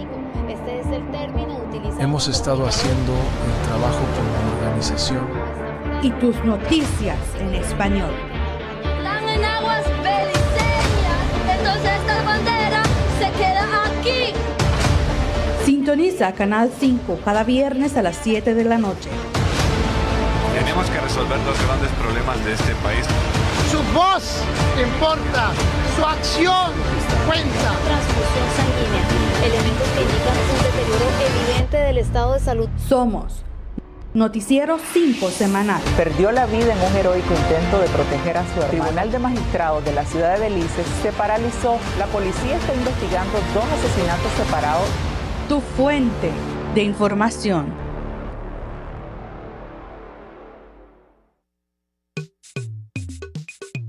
So the doctor has given me 5 days off. How do I get paid from Social Security? This is how Social Security works for sickness benefits. First, you must check that you qualify. You must be employed when you got sick. Have made 50 paid contributions. Have made 5 paid contributions within 13 weeks immediately before getting sick. To ensure that your processing goes smoothly, be sure to complete and submit your claim form within 14 days of the first day of illness. Thanks, I get it now. Visit our website or contact any of our offices to have someone assist you. Also, be sure to visit our Facebook page and give us a like to stay informed. Social Security Board, safeguarding you, your family, your future.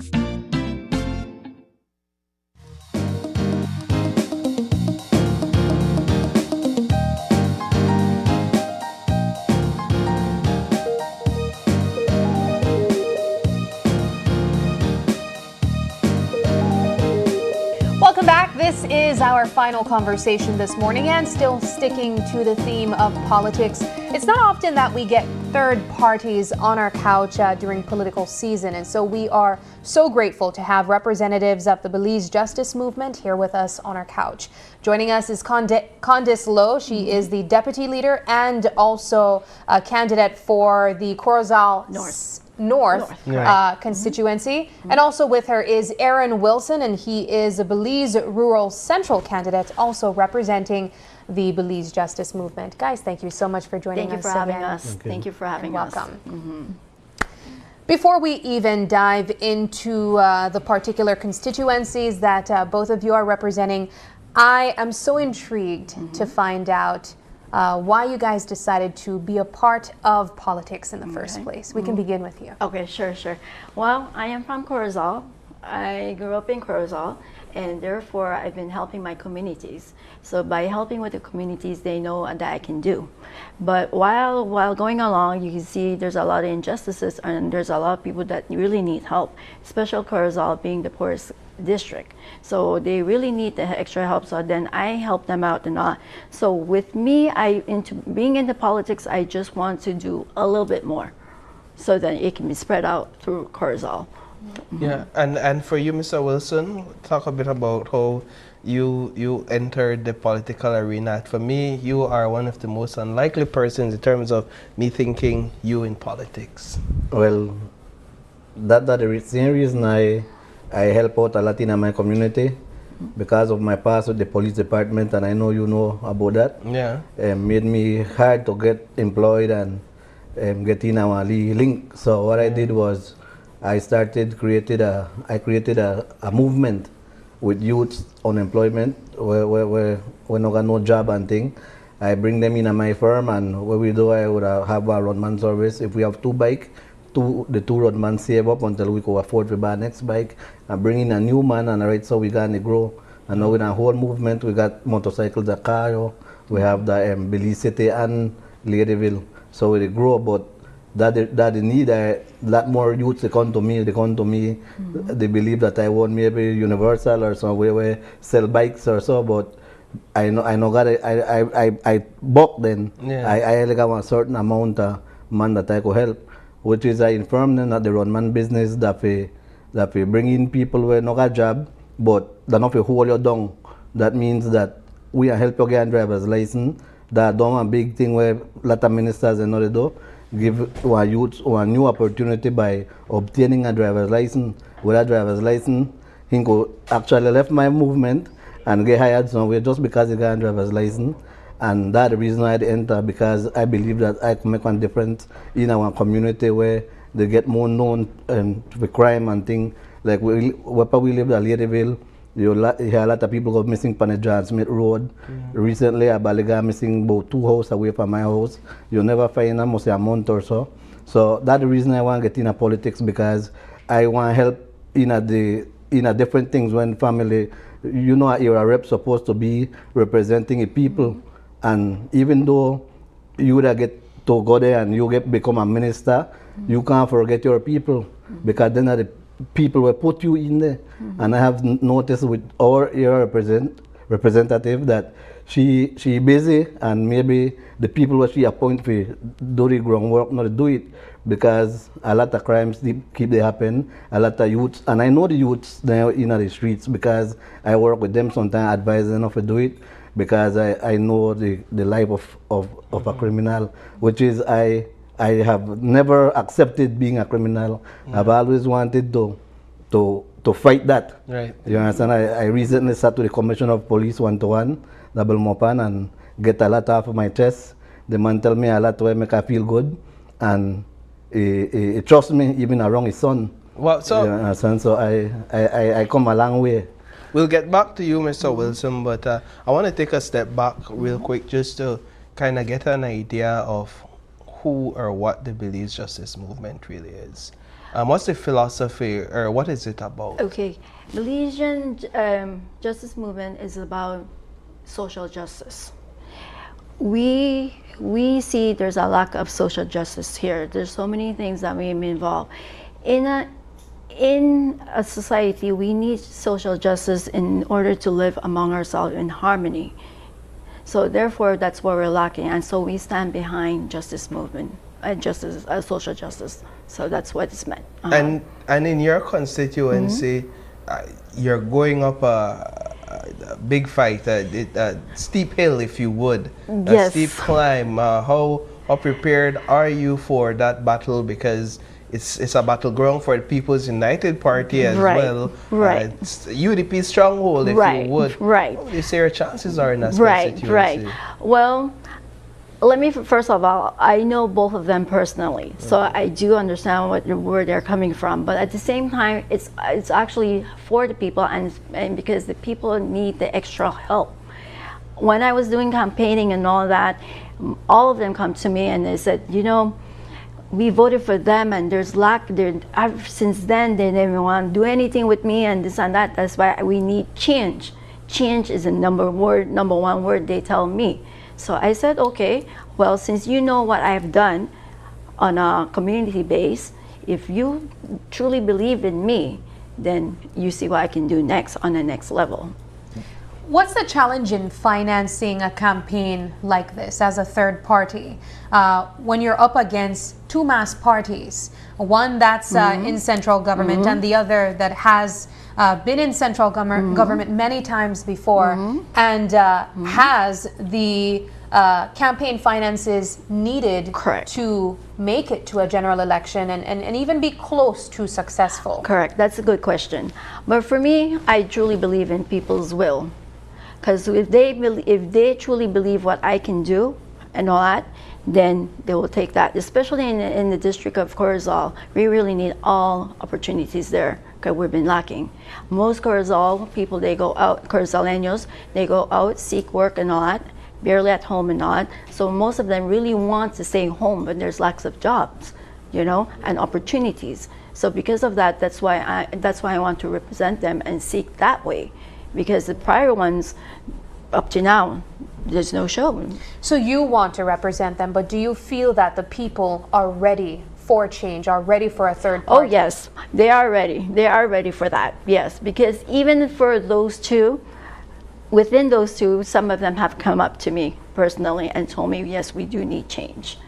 Because they are ready. Because Corozaleños, we're not lazy or anything like that. We just need to be given the opportunities. But since they haven't given the opportunities to them, then there's like, what's in for me at the long run? Nothing. So therefore, they're like barking and all that, you know. And there's also like favors that they're playing off, the nepotism and all that stuff. And you can clearly see that, and that doesn't work because, you know, all of us are not cousins or anyone to whichever part it is. We're just Corozaleños. Mr. Williams, you spoke about Mr. Wilson, you spoke about your own personal journey in reform and how you were able to even empower other young men as well in your community. We just had your opponent on the couch with us, Ms. Garcia, a candidate for Belize Rural Central PUP as well. You know, one of the things that really stood out to me was the size of that constituency, over 7,000 voters there, one of the larger constituencies, in fact. Is it challenging trying to make your face and your name known to all of these communities outside of Ladyville? Well, my face is known all around the world, and it has started with Channel 5 and Channel 7 and all the media house who in 2010 made me big with the police department scandal. So then it was always hard for me to find a way in life with all of that. So what I did was in 2019 I met Mr. Program, and I wanted to feel me again. I wanted to be me again. So I never wanted to stick to a criminal life because that's where I got pushed. Yeah. But I wanted to feel free and to live my dream of something, and music was always my passion. So in 2019 I started focusing on music, and I started getting a big fan base. I have a song with 1 million views, and I don't find ways to get paid through Facebook and things through music, and I'm a registered artist. But it never hard for me to get known. Politically, yes, that a surprising switch from music to politics. That the way the game play different. Yeah. But I realized that with politics, you need to convince people, and you need to, which is music. I was doing a good thing in music because I was never promoting music that talks about about killing, and I was always being a positive artist. So that made it easy for me to come to politics. That not like, a lot of people made a bad shine because they say you're a gangster rapper with all of the obscene language, and now you come in you with a challenge the government. So that make it, he still fight the way out of that, but that make it harder for him. But because he have a past, though I have a past, my story is similar because we are both musicians. Just that his dream changed because of that incident, but my dream still remains a singer. So even though if I would get elected, I would still want to do music because music that will drive me into this. So to answer your question directly, I believe that I'm known enough in Belize, just that I have to prove myself to be positive. Right. You understand? I have to, and I have been doing that by taking youths off the street. A lot of youths, I actually stop them from the crime. People might not know that. But when I sit on one-on-one with a man, I tell her the real mills are how this work. And with me, my crimes, a different type of thing where I get scandalized for. In 2010, you're the type of a man where infiltrate the police department according to them. I have never accepted that. I have always, in 2010 when that happened, I gave a story to the ombudsman, my side of the story, and that story was never aired, nobody may care about that story there. That like I don't get painted one way, and that's the reason why I accepted the invitation of Belize Justice Movement, because I'm around independent. I never even believed that one party me, I want a man like me, sake of the past. You understand? So, not to interrupt you, Mr. Wilson, we're making some good points, and what I gather from you is that you're very grassroots. You have an appeal to the man on the ground, if you would, the youths in the streets, if you would, votes that are very important as much as the votes are from well-established middle class, upper class, etc. But a lot of what is out there about you, as you rightly mentioned, is negative press. Your 2010 incident, recent as last year, encounters with law enforcement officers, certain boisterous behavior where you were dragged to the court. I don't know if that hearing even took place. What I'm asking, or what I'm saying, is how can the residents of Belize Rural Central trust you and trust that this is not just you looking for a quick come up, as an opportunist, if you would? Well, first, I want to say that the police department situation, that was a situation where I've always tried to get help for the 2010 one, the fake cop story. I have never accepted being a fake cop. I have done a lot in that department, lot where you never hear about, good and bad, and that's stay behind me. I think if we would have want to get like really into that, we'd have take the whole day to discuss that with the jury. We don't have the whole day. Yeah, with the jury and everything, and then that I never accept that. That I clean and I got through a trial, and the people, the 9 persons find me guilty. I have never asked them, or you can't question a jury why, but I never in my heart, I know exactly what happened with me in the police department at a young age, and I've always told them, you think I could come, and I sat down with the commissioner of police and I told him that I could have never checked this police department, drive the police mobile, sign out firearm, wear a uniform. How long I did at the station, I do that. Yeah. I even tell the commissioner either I too smart or the department too stupid. You understand? I one of the first man in this country where they say, do that. After that happened, several months or years after, I heard about 2 men busted in Publix, dressing like police. Fake, yeah. As I see them, I know them fake. If you may meet me any day out there, the conduct duties, you would have never looked at me as a fake police. I got a mobile, I got a firearm, I trim right, I dress right, my headdress, my buttons, everything. I could talk on the radio. I know if it's sensor trip, what you call situation report. I know everything. So I had a one-to-one talk with the commissioner of police, and I decided that, you know what, I will leave this behind, because honestly, it was getting to me, like mentally. I could not move past that.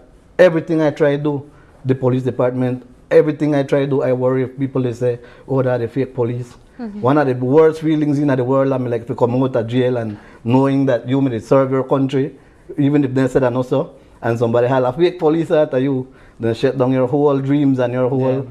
So in 2019, I got into music, and I said, nobody knows I shut down my music.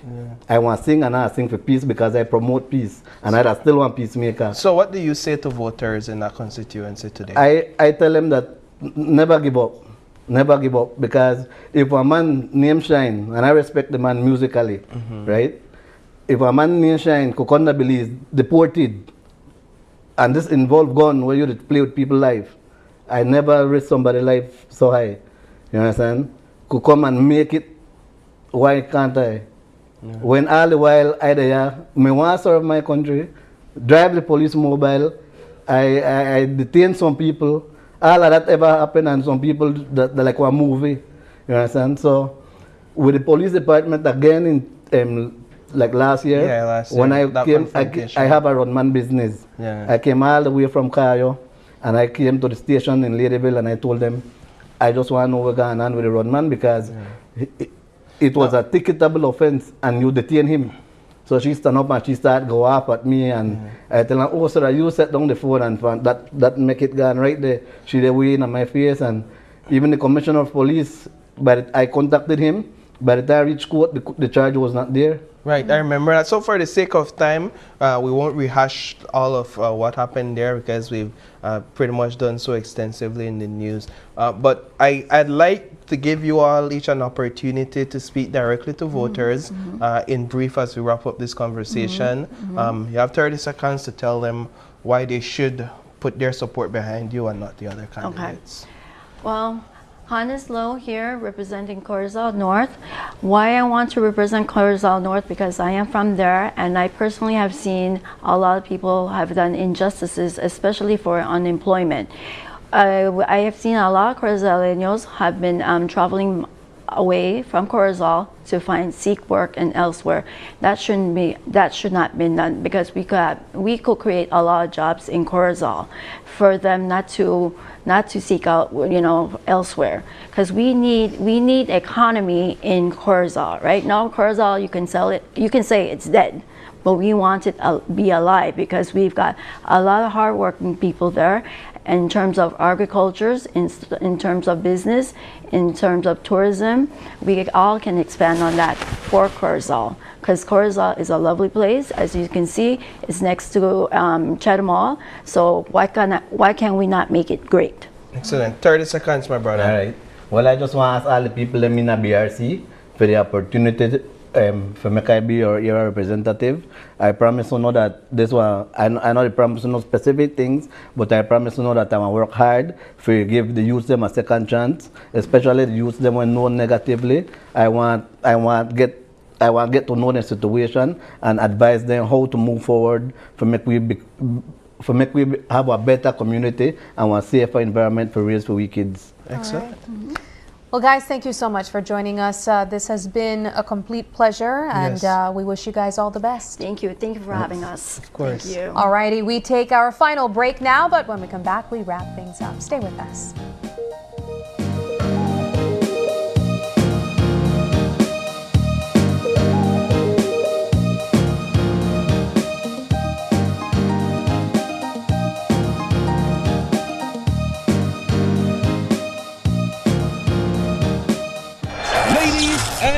Gentlemen, this is what you've been waiting for.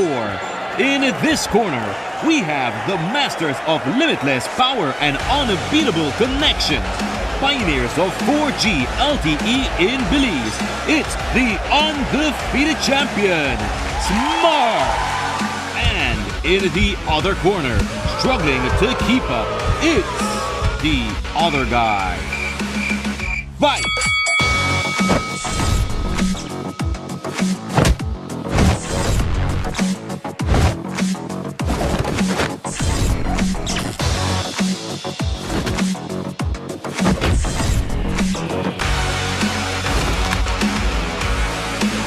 Of getting blow after blow from a plan with the other guys? It's time to tap out and join the winning postpaid plan provider. Smart's postpaid plans are a total knockout to the competition, and they have once again powered up their postpaid plans. Sign up for one of Smart's boosted postpaid power plans today and experience the victory of superior service. Smart, bringing people together. Veracidad, imparcialidad. Hemos estado haciendo el trabajo como organización. Y tus noticias en español. Están en aguas beliceñas, entonces esta bandera se queda aquí. Sintoniza Canal 5 cada viernes a las 7 de la noche. Tenemos que resolver dos grandes problemas de este país.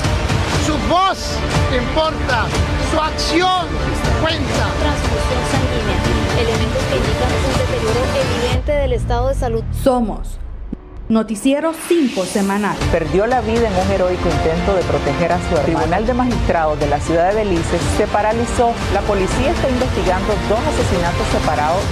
Tu fuente de información.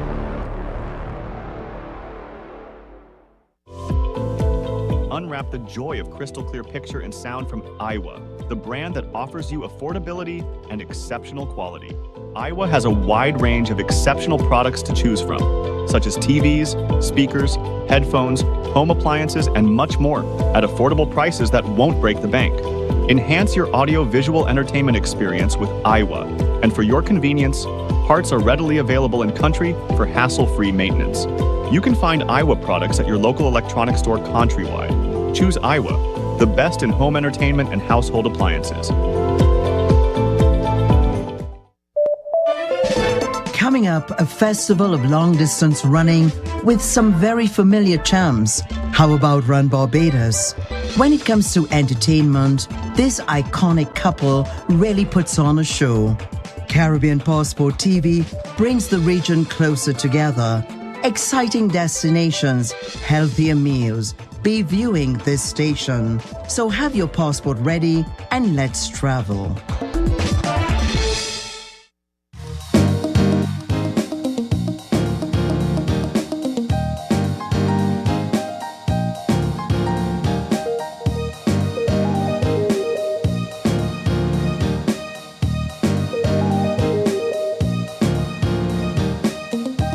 Welcome back, and thank you for sticking with us. We want to say a huge thank you to all of our guests who joined us as well. This has been a jam-packed show with all things politics talking, Paul. And so a huge thank you to representatives from the People's United Party as well as the Belizean Justice Movement for joining us this morning and diving a bit deeper into what is taking place in their respective communities and, of course, offering themselves and what they believe they can do to contribute. Yeah. Alrighty, but that does it for the show. It is March 4th, and if you're celebrating a birthday today, happy birthday to ya. And if you'd like to give a birthday shout out, or if you have any questions, comments, or concerns, you can send us an email at oye@channel5belize.com. You can also catch us live on Facebook every weekday morning at Open Your Eyes BC. As well as Instagram for behind the scenes contents at OYE Belize. You can even send us a text message or call us at 675-2555. Thank you so much for joining us, and please do us a favor and join us again tomorrow when you open your eyes. And start your morning right. Until then, keep your eyes, your mind, and of course your hearts wide open. Have a wonderful Tuesday. Bye.